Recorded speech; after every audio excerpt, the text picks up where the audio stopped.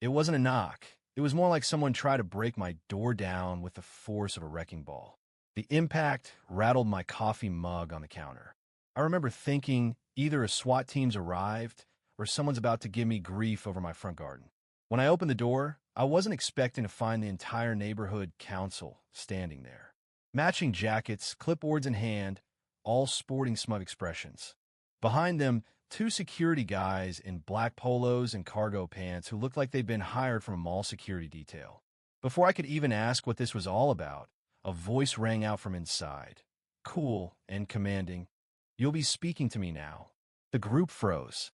One of the security guys even fumbled his pen, clearly startled by the figure who appeared in the hallway behind me. It was Ben, my son's live-in assistant, ex-Special Forces, built like a tank, quiet but deadly, like a predator waiting for the right moment to strike. When I moved to Crestwood Hollow, I thought I was escaping the noise and chaos. After decades of navigating government contracts that were messier than a slush pile, I wanted peace. Just a place big enough for my dog to run and a quiet porch to enjoy some chess with my son, Matt. Matt had come to stay with me after what the military described as an unorthodox injury. Steel plates in his back, scars in places no one talks about, and sleep that came as often as a solar eclipse. But he never complained. I did, though loudly, every time I had to deal with those dismissive doctors at the VA. They treated his pain like it was nothing. Eventually, we found a routine. Mornings were for therapy, afternoons for chess, and weekends for fishing. It was slow, it was healing, and I would have done anything to protect that peace. That's why I brought Ben on board. On paper, he was a personal assistant. But in truth, the guy moved like he could disarm a bomb blindfolded. And the neighborhood board? They weren't fans of him. Not one bit. At first, it was just small annoyances. Little notes on the door about trivial things, like the lawn being half an inch too tall, despite my mower breaking the week before, or my mailbox not matching the acceptable aesthetic. Who knew black could be such a crime? I brushed it off, painted the thing beige, and moved on. But then, the real issue came. A note demanding I remove my storm shutters. Now, these weren't just any shutters. They'd survived brutal winds without flinching. FEMA gave them a thumbs up, and my insurance rep sent me a thank you card. But Evelyn Marks, the HOA president, decided they didn't fit her vision for the neighborhood. I invited her over for coffee. Thought we could have a grown-up discussion.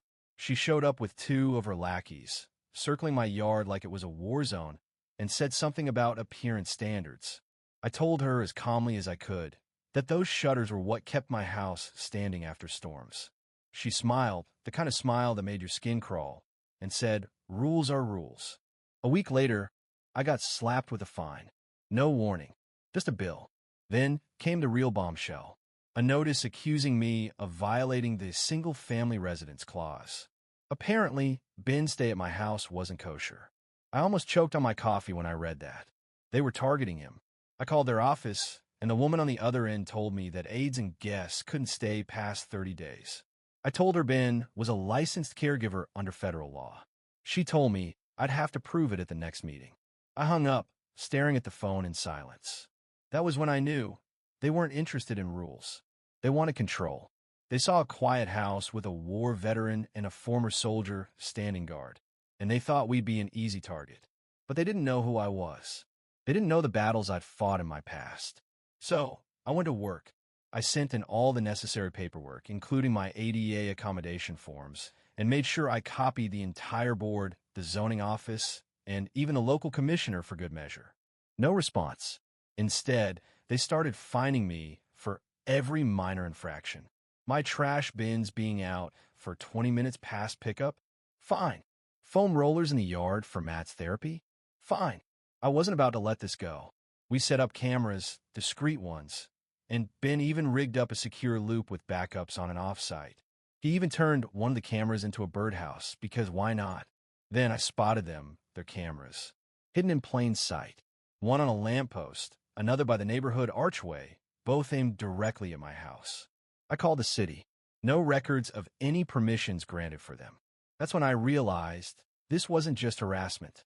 It was surveillance. I dug deeper.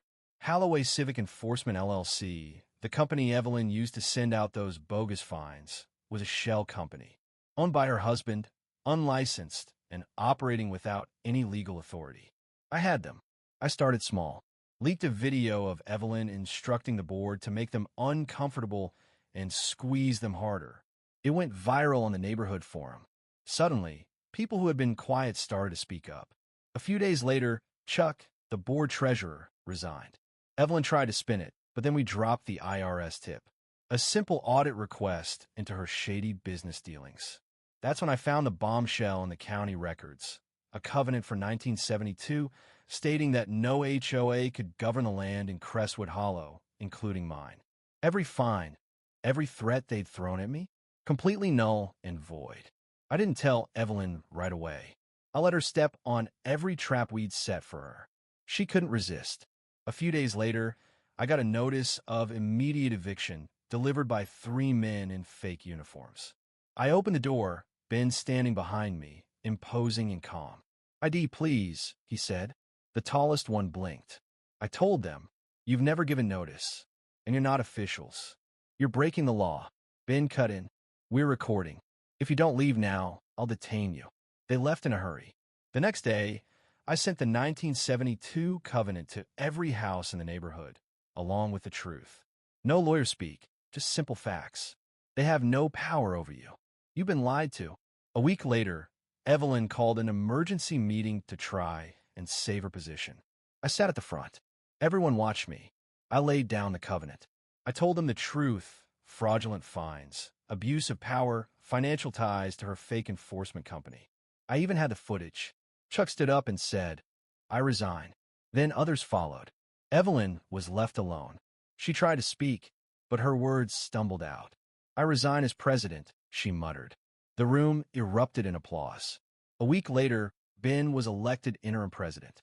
He didn't want it, but Matt Calm, wise beyond his years, looked him in the eyes and simply said, "You protected us when no one else did." So he said yes. And now, no more fake fines. No more power plays.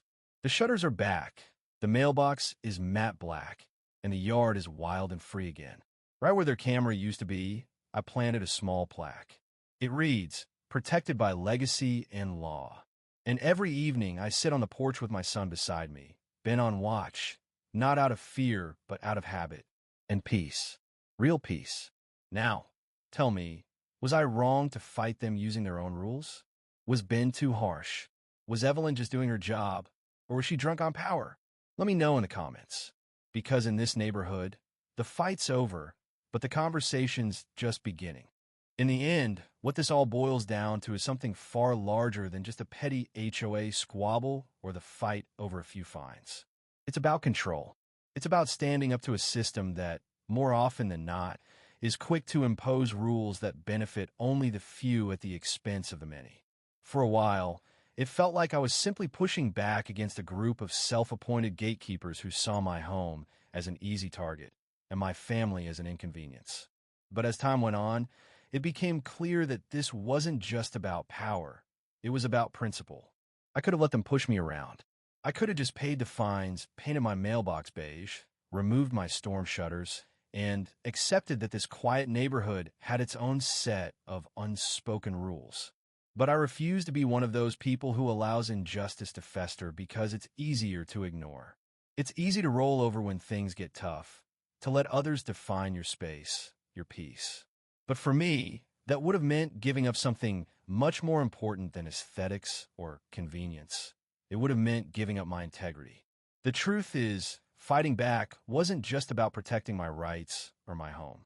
It was about showing my son that you don't just bow down when someone tries to take advantage of you. You stand up for what's right, even when the odds are stacked against you. Because if I taught him nothing else, I wanted him to understand that there's strength in standing firm, in challenging the status quo, in pushing back against the powers that try to undermine you, no matter how small or large they may seem. The victory wasn't just in exposing the corruption of the HOA board or in getting them to resign. It wasn't about winning a legal battle or proving a point to anyone. It was about reclaiming what was ours: peace, privacy, and the right to live without fear of petty control. Ben's role in all of this wasn't just as an enforcer of security, but as a silent guardian of our family's well-being. Having him by our side was a reminder that no matter how difficult life gets, there's always someone who will have your back. By the time all of this was over, I realized that the neighborhood had changed in a deeper way than I'd expected. People started talking. They began questioning the authority of those who had ruled with an iron fist. And most importantly, they started understanding that power only stays in the hands of a few when everyone else stays silent. The moment they saw someone stand up, it gave them the courage to speak out as well. It wasn't just my fight anymore. It became a movement. Sure, there were people who still whispered about me behind closed doors, still clung to their old ways. But I couldn't care less. The battle for control over my life was over, and for the first time in a long while, peace didn't feel like something I was merely hoping for. It felt earned. It was mine. Maybe it's not about whether I was right or wrong to fight them. Maybe it's about showing that in a world where so many feel powerless, we all have the ability to challenge the forces that try to subdue us. We just need the courage to face them head on. So, here's to standing your ground, to questioning the rules that are meant to keep you in line, and to protecting the things that matter most: your family, your home, and your peace. Because in the end, we all deserve that.